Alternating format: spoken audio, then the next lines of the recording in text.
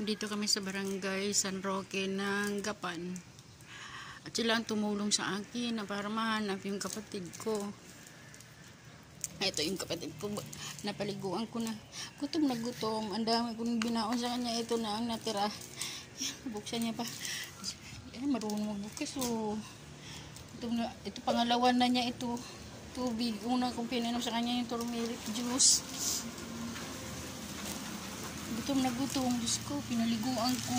Hindi pa na gustong napaliguan. May dumi pa talaga sa ulo niya. Oh. Kasi ayaw maupo eh. Nakatay pati ako basa. Sila ni Sir ang tumulong sa akin dito sa Gapan.